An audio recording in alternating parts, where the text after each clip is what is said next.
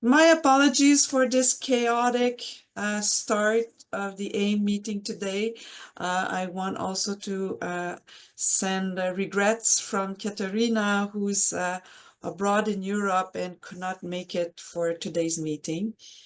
So welcome everybody. Again, it's a pleasure to see you all in being patient with our misorganization for today's meeting. So we wanted to do an open type of meeting today. We had in the last several months, more than a year now, we had really fantastic meetings. A lot of people came to present the solutions they have for handling automation of metadata annotation. But we felt that it's time now to pause a bit on those fantastic ideas and work that people are doing around the globe and see what you think, what are your challenges, what are your feedback, how can we improve, and so on. So for those of you who are not using Omero, are there things that we can do to help?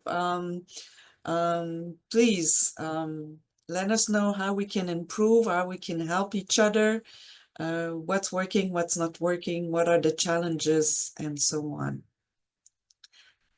So anybody is interested in taking the floor?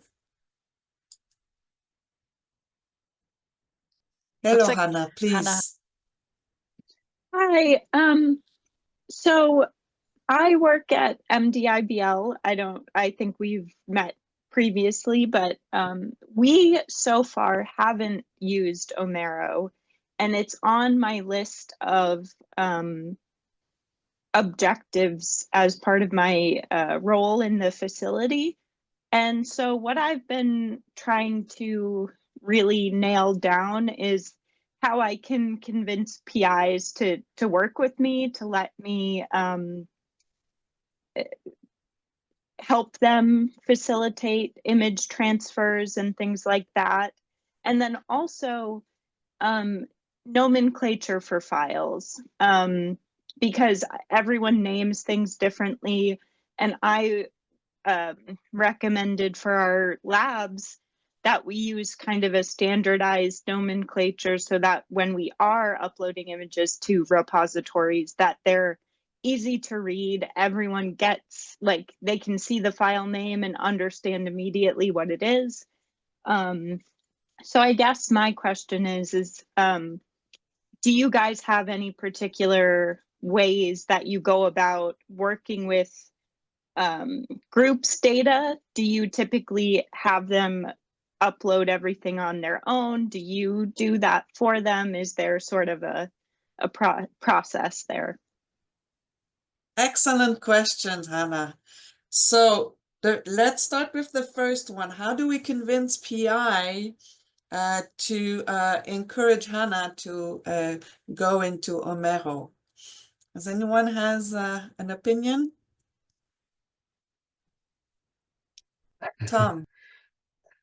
My opinion to convince PI, I think, is to say they can have a better control over what data is produced to access what the student is producing, which is, yeah, kind of easy with Omero to have the view of all the image data that's being produced. And if they don't know about Omero Figure, that might be the second point. I mean, that's for students and PIs, probably. But that's also something that's very good for them to explore the data, because I think the PI doesn't want to, I don't know, spend too much time dealing with all the little programs finding the files, and there you can send them a link and they can access data right away. So that's often the point I would give them. Yeah. Yeah, that's a good note, because I didn't know, like, I haven't used Omero much, so I didn't really think about it in that sense other than just storing data, but that's a good point. I've also been encouraging people to to use OneNote as a digital notebook to store their imaging data, so that when a project is being completed, all of their files are all on, one page for the whole entire project, including metadata and file locations and everything like that. But I do think that using Omero to be kind of that catch for all the imaging data is really a good point. Thank you. Yes, I will add also, so it's not only all your data sets are in one location, but Omero can open all these file formats, so you're not dependent on different file formats. So data visualization and having everything in one file, and of course Omero Figure. I think when people start using Omero Figure to prepare the figure, I think they do not return. That's the greatest attraction point, I think, of Omero to get in the door. All right, anybody want to add something? All right, so point number 2 for Hannah, nomenclature. Eduardo, you want to add something, Eduardo? No, just after you have finished with Hannah, I'm preparing how I work with my metadata. Okay, thank you. So I just want to address now the naming convention. That's that's another big topic. So anyone has an opinion about that? I suspect Tom. I have a few. I have some things. I'm driving though. I'm sorry. So, I mean, I think it all starts with the naming convention. It actually starts one step back from that, and it starts with a database of like your samples and your images and your experiments, right? I tend to sort of put people into buckets, and each one of the in vivo teams will have a different designation for the experiments. And then we sort of, usually I try to keep it simple. So I'll have in vivo 2025, and then experiment 1, 2, 3, 4, 5, 6, 7, and it increases throughout the year. That's kind of the base information that I'll always have, and that's consistent across all the different departments that are submitting samples. And then from that point, that'll be the first name inside the. Sorry, I'm dropping my kid off. That'll be the first part of the file name when it comes to the. No, don't drop out. That'll be the first part of the file name, and then usually I like to put the molecule that we're staining as well as the fluorophores as well. So, I mean, I do say the file name gets a little long, but I totally agree that you really do want that information right there in front of you so you can see it. Okay, so I'll leave it there. I have lots more thoughts, but I'm driving, so I'll leave it to somebody else. Thelma? I mean, I do have opinions too. If someone else has, so I think the naming itself is an issue that's really related to having files in your computer. That when you're dealing with files, you need to have name because that's what's identify them very precisely. In Omero, you get in a database and you have a lot of other ways to add information in terms of annotation. So if you talk with the key value pair to really add a lot of things, I think the name should contain some information, but in a way that's human readable still, that you find your information. But with the database, what's important anyway, or the idea is that that's the thing linking data. So I think it's good to have your own convention for naming so that you don't change convention every time you're making a microscopy file. Starting with the dates for my data sets, just so that they are listed in the right order. But then I'm pretty, how to say, not so strict about the naming, as long as there's information that I can recognize with, at first look what's inside. Thank you, Tom. Anthony? Yeah, I was going to say, this is something I probably discuss with Anne Plant a lot. And this is something that we kind of work on. I mean, I think during COVID, she had come up with like kind of a method to do naming. I kind of came up with my own, but essentially, I think the way that we do it is I don't have Omero. It's really just me and like some of my students, but I mean, we generate, a petabyte of data. So we do generate a lot of data, but I kind of have my own Python workflows and everything that does this. But one thing that I did to make it easier for the people who are running the experiments when it's not me is I wrote a Electron app, like a desktop app, that actually has links to a database of all the cell lines we have, and then all the different kind of treatment conditions that we might be doing, and then kind of build an experimental name based on what's in this experiment. So what's the cell lines, as well as like, is it a differentiation? Is it this or that? Is there a dye that's being added? And then any other variables, because I also do some microfluidics with flow. So is flow a variable? And then it creates you can type in like it has the full name, but then there's a shortened kind of version of it, and it kind of concatenates them into a name. And so I made this so that anyone can run it. And then I also collect all the data about the acquisition, which is what is in each well and everything, like with this kind of like a web-based looking form. And then they just click a button and it automatically kind of saves that. And then it also runs a Python script that does a transfer on the fly and does Ansible playbook that does on the fly processing for inferencing with an AI model and everything. And what I've been trying to do is get it so that it incorporates all that metadata into every image header as well. And with the OME TIFFs that come out. So I also have like a compiled metadata companion.ome. So then it actually puts in all the extra data that what is the cell line that's in there? What is in each well, even for each individual image, what was it being imaged with? What are the dyes? What is the fluorophore? Everything.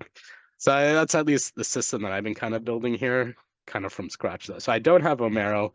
I've thought about it, but I have to maintain it and kind of actually install it on somewhere on a server. Yeah, Hannah, you're muted. Hannah, you're muted. oops.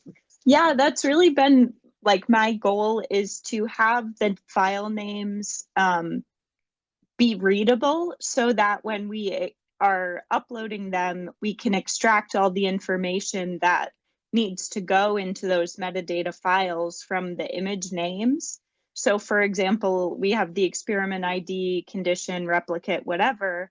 And then I have a Python script that then creates the metadata file for me so that the upload becomes easier, so that the PIs don't have to do any of that hands-on stuff that sometimes they don't feel like doing that day or whatever.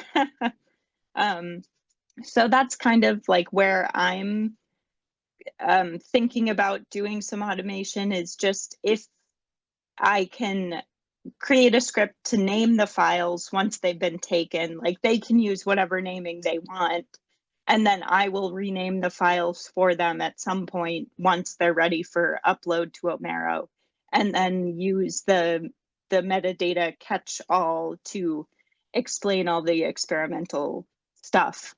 So yeah, I think that's kind of my overall goal, and I'm still working on it because I haven't had any image data sets that have been uploaded yet, but yeah. Thank you, Hannah. Follow-up. Quick Is a follow-up. follow-up question, Natalie? Yes, Okay, and my thanks. hand is raised, so I'm next. Anna and Anthony, I'm curious. If you're inserting all the metadata within your file name, don't you hit some limitation in terms of the size of your file name at some point? And standardization of that file name implies that you probably shrink or use acronym for just about everything. How human readable does that become eventually? So that's my two questions. So I was going to say that the metadata that I put in for the file name would just basically be an experimental date, plus the experiment ID is just kind of like a concatenated but shortened version. But the user, when they go to enter in, they have a drop-down list of like the full explanation. So if they're doing an EMT differentiation, with CHR, it might just be like CHR or EMT. Or if it's like a mesodermal differentiation, it's just like meso, and those are just kind of shortened versions. But yes, I know I've had the file name length be an issue in the past on some older microscopes, but even like the most complex ones I have are still not really that long. Like they can cannate maybe to like, I think I put a limit to try and reduce it down to like, I think it was 52 characters total. But usually you don't really go over that, at least from anything that I've tried as of yet. What about Homero? Does it have a limit for the number of characters? That I don't know. And file name? Judith knows probably. I think it does, but actually I want to follow up on something, and that's you're bringing up, Natalie, a point that is really critical. So what I try to do is to use the ISA convention, investigation, study, and assay. And in Homero, you can actually use the structure to, like, you can have a group which is an investigation, a project which is a study, and a data set would be an assay.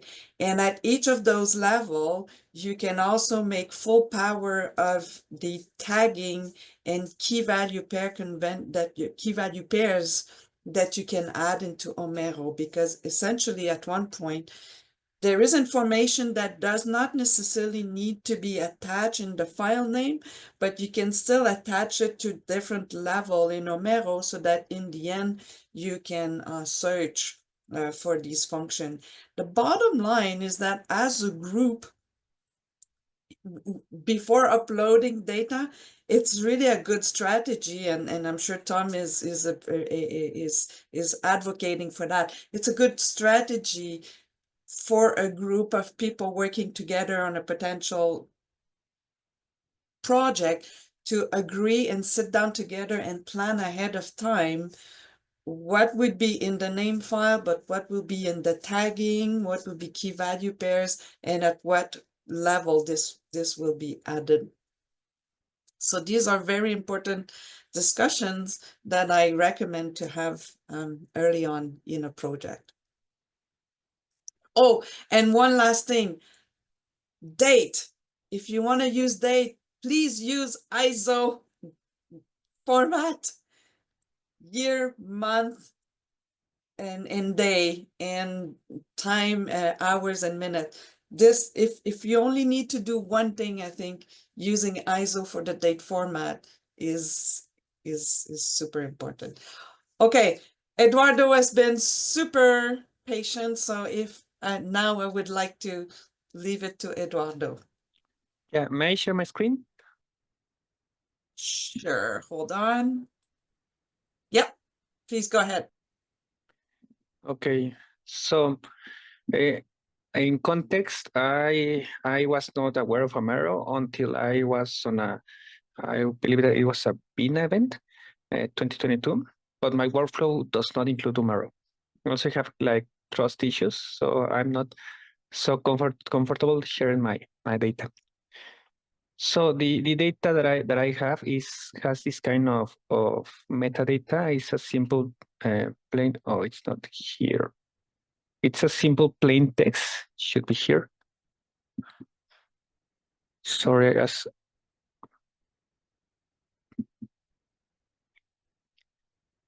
yes, it's this one. Well, it's a simple plain text with a lot of values.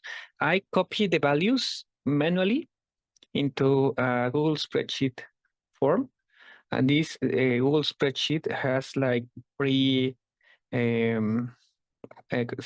I prepared some condition that I only use, so I do not have to enter manually. And these are like with these variables, are all the regions and the preparation that I work. So I have the sample preparation section, and I work with viruses, and I post that if it's infected, hours post-infection, this is a viral protein, how it was tagged. Then I have another biomolecule that was not tagged. I have another sample here. This is all I'm sorry the to images. interrupt. I'm sorry to interrupt, Eduardo. I'm not seeing your mouse moving. I don't know if the Oh, screen is that's refreshing. yeah. It's Oh, I yeah. don't know Oh, why. yeah. Okay, I see it now.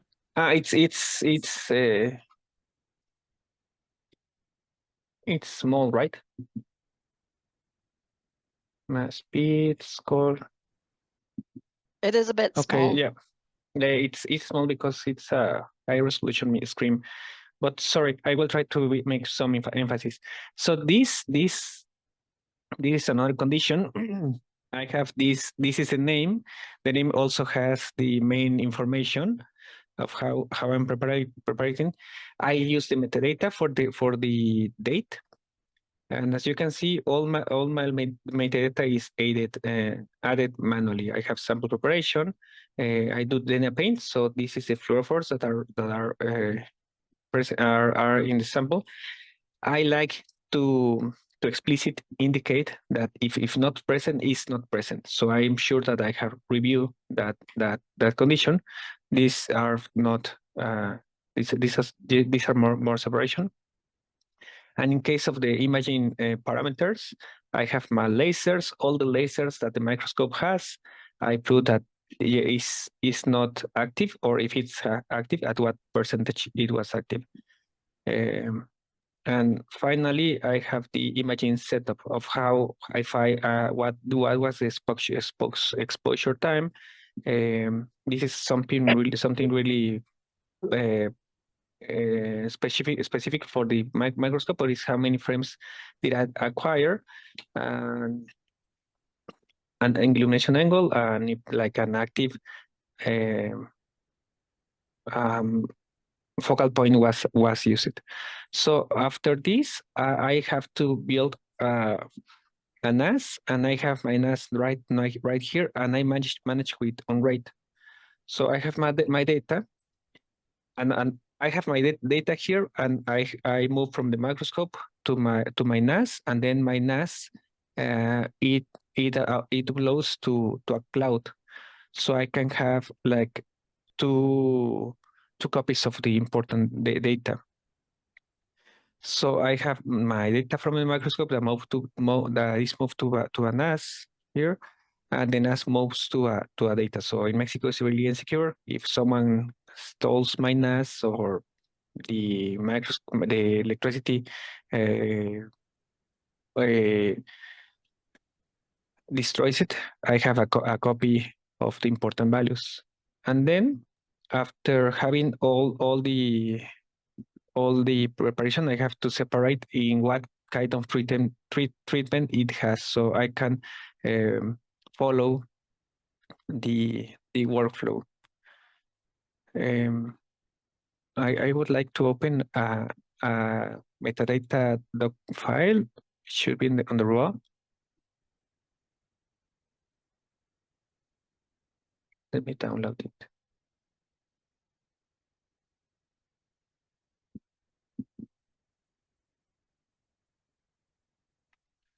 It should be here.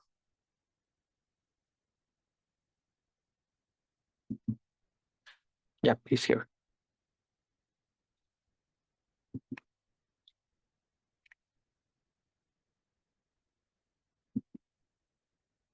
No, open with.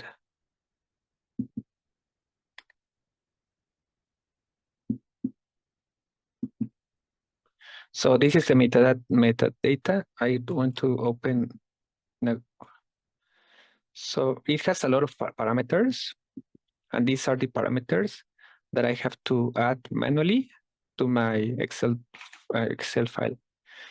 When I was preparing this metadata tracking system, I was not aware about programming, but with Python and Pandas, this can be do it automatically, and also with connecting Pandas and maybe a large language model like ChatGPT or DeepSeek, we can follow up and working with asking how was the data that some other user was using. For example, let's say that if an external wants to track all my changes, they can ask how did Eduardo tag this sample on this viral protein.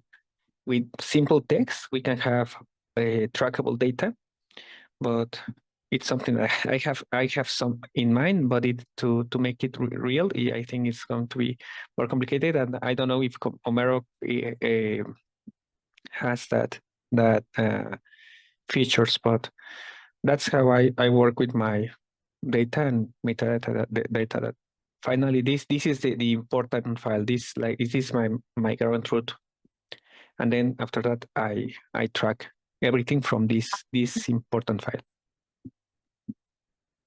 Thank you for sharing this, Eduardo. So if I'm not mistaken, you don't have an image visualization other than manually opening your images. Is that correct?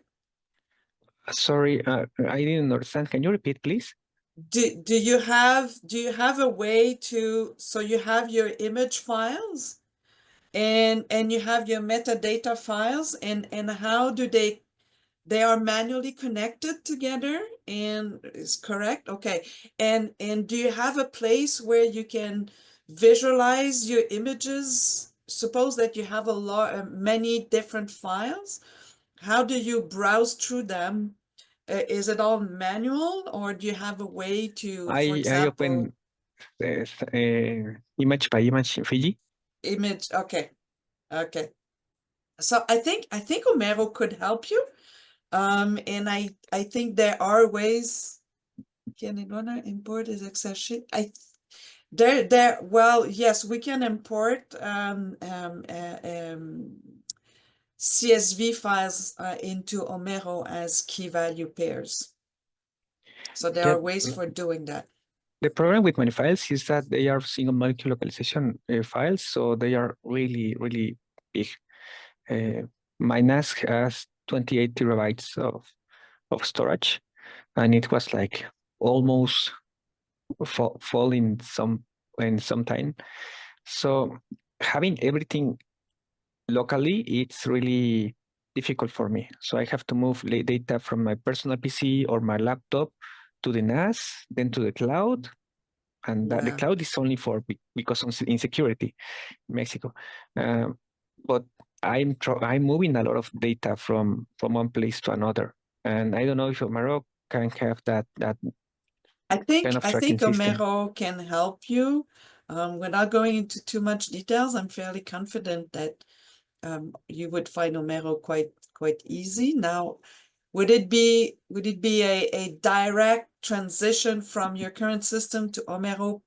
Probably not, but seeing how comfortable you are with coding, I think that, you have the skills to make this happening quite fluently, as opposed to in my NAS, it has like a Docker function. It's like a container for software, and I believe that if Anthony said that Homero can be run on a server, but in my NAS, I think that Homero can be implemented as a Docker software, and that it can manage all my important files that are physically there, and then I can import really easy in my case. That would be really awesome for me. I think this is worth exploring. You would probably be able to figure it out quite effectively. Thank you. Anthony asked me if when I'm moving my data to the drives, to the cloud. No, my CVS is a Google spreadsheet file, and I only do for the first, the raw file. After all the changes, I keep the same name with a little change name for tracking, and that's all. I always rely on the raw data and the raw file.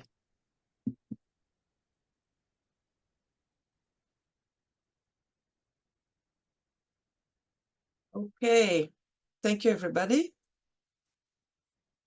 So I know we started late. I'm good to go for an extra half an hour, but I don't know what's the situation with everybody else. People, our friends in Europe might find it a bit late for a Friday. But nonetheless, please, if you want to bring on another subject, or if we haven't answered questions sufficiently, please go ahead. So while we're thinking about this, what do you find about the idea of having such open office and loose subject sessions once in a while? Do you see value into that? Personally, I think I actually like it once in a while to just go without, you know, a formal presentation and just share on what can be done or not be done. Yeah, I agree to that too. I mean, it change from the normal format and to have a bit more free Yes, time to and speak. we can Yeah. go with the flow, and I like that idea. So the other question, please do let us know how we can improve, because this is very important. We want to be able to help everybody. Judith, may I As ask, are you part of the Homero's development? Ugh, no, I'm part of the people complaining about Homero cannot do and how to automate things, but I'm not a coder. I'm just the end user. So And I have a I'm very, very long wish list of what I hope to be doing automatically, but I'm not a developer. I am working on the data model quite a lot, and in learning myself how to navigate into the data model, but I'm not a developer at all. You probably you know more coding than I I do. just learned how to code I'm starting to learn how to code. Everything my application was on end software, but the last month I applied for a pre-seed uh, pre-seed money for a startup company about microscopy software, and there are a lot of things that has to be done, and I have a lot of ideas. For example, and I'm going to ask for all the persons. Are you aware of Steam, the platform Steam that people are used for playing video games? Because for me, one of my ideas was to develop this software via Steam, because Steam is present in a lot of gaming computers, powerful computers that are also important for analysis. And for me, I would like to see my past me from my early stages of the PhD would like to see a software that I could download directly from Steam and not having to troubleshoot with Python libraries and a lot of things like that. That's How one idea. could you type this in the chat? The name of the software? Steam. Yeah, Okay, Steam. They ask $100 fee for upload software. Uh, it's not so complicated. I can do it, but I have to found my company so I can apply via the company. But the path that Steam has is like really. Yes, Steam is really popular, and it's more popular in high-end PCs. So if we can, as a microscopist, we can start developing software via Steam, for my path would be awesome. okay. I Yeah. have no idea.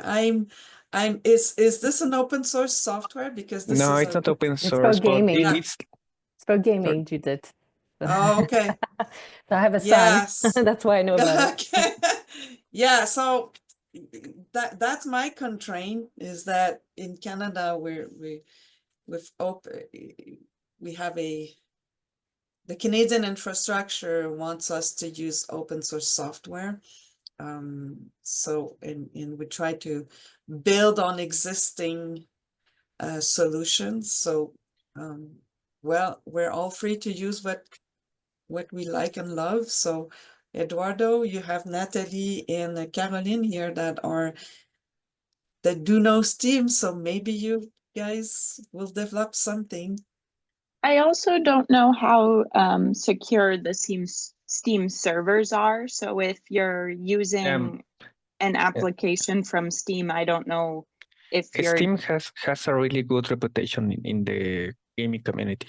A lot of developers like Ubisoft, they in the past they left Steam because they say we can make a better platform.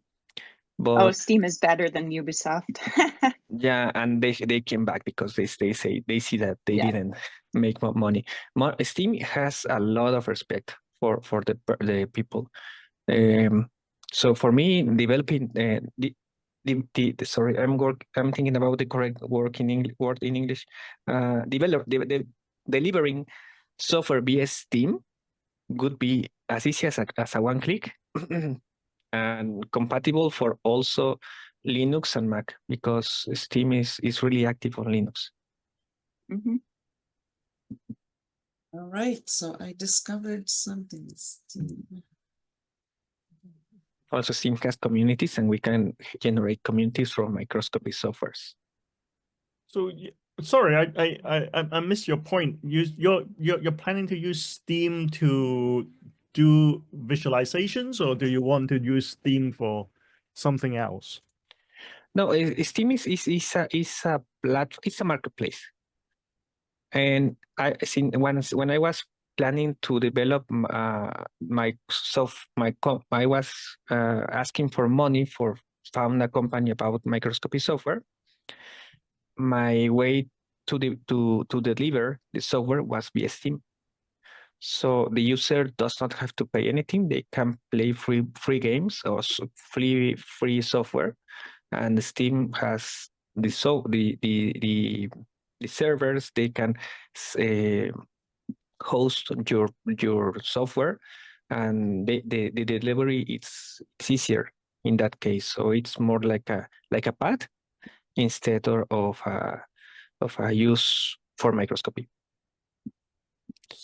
So you're using Steam as a way to deliver an apps for Exactly. Okay. Well, I'm not using. It's an idea that I would like to see in the near future. Okay. I'm just wondering why. I mean, you can argue that you can have a JavaScript implementation, and everything, all the processing run on a browser. I mean, that's one other way of thinking about it, but I'm not exactly sure the advantage of Steam. Just my thought, but.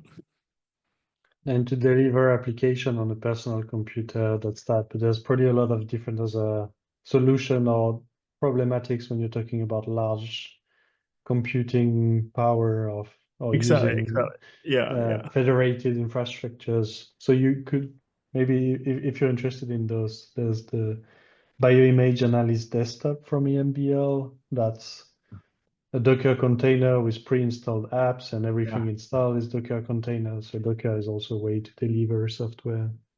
Yeah, but sometimes wondering whether you have everything on the server side. You run everything on the server side, and you basically run a web visualizations on it. Then you don't need to. Well, I have problem with a lot of times with QPath and Fiji and other things. Is users have different versions, and you have to update them, and you have to set it up, and there's securities.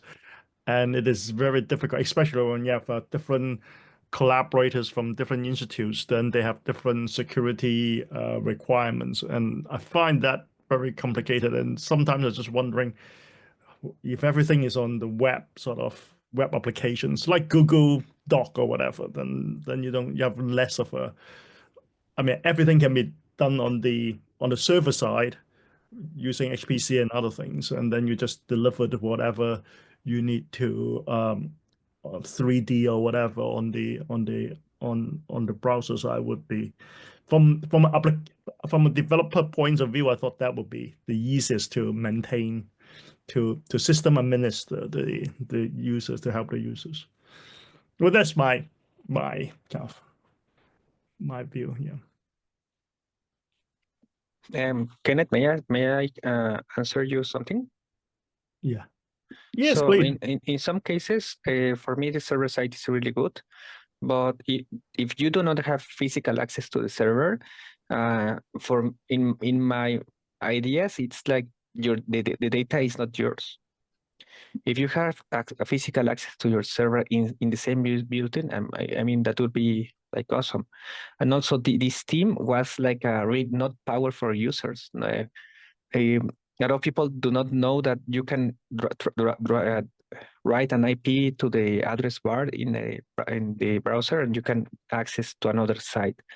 So Steam was like a really simple way to deliver and to use. It's so easy that a lot of kids, Natalie mentioned, are using. So it was like a way to deliver software that you are sure that it's official, and also Steam works easy. Steam was born because some video games required updates, and to have everything updated to the latest patch, that was the problem Steam solved in the early days.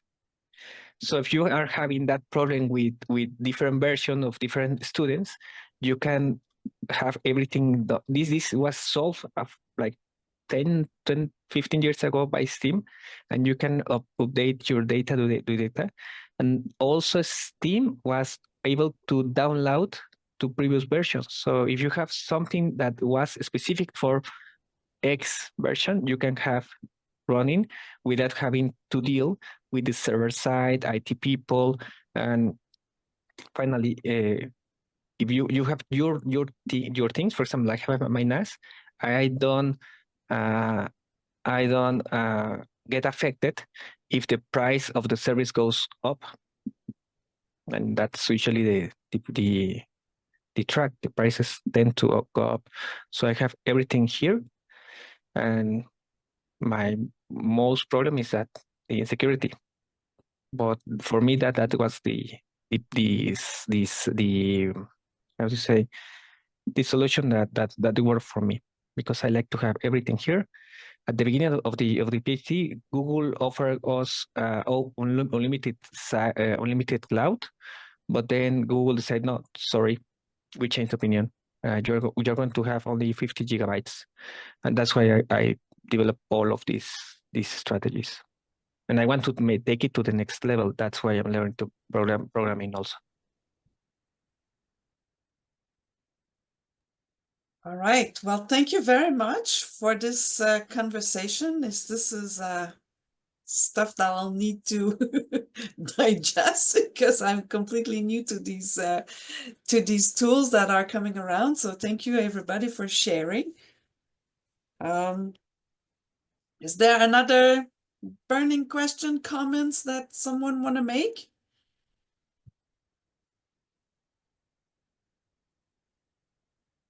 Excellent. All right. So let's see.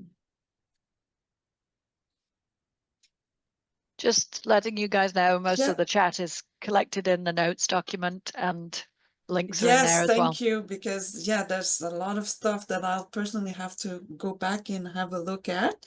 So look, I think I'm going to, if there are no more topics or comments or questions to be made, I think I'm going to report to Katarina again that yes, it's fantastic to hear about, when we have people coming with well-organized slides, and we have some more in the pipeline for the coming months, but we will interlace those presentations with free sessions where we can have those conversations that are as useful as having formal presentations. So thank you very much, everybody, for your participation in bringing us new ideas and making us discover new tools that are around and we're not aware of. So let's keep going with all this conversation in the future. Thank you And very look forward much. to seeing as many of you as can make it to OME in MBL or at MBL as possible, hopefully. Excellent. Thank you Great. very much. All right. Bye. Bye-bye. Can you Bye. bye? Can you let us have the recording once it's processed, Judith, and we'll link it in the document? Yes. So Awesome. what I you. need to do, I need to make sure. Bye-bye. Goodbye, See you, Eduardo. Bye. Nice to see you too. To both Nice. of you. All of you. See you All soon, right. hopefully. Bye-bye. Take care. Excellent. So before, I'm just gonna stop the recording.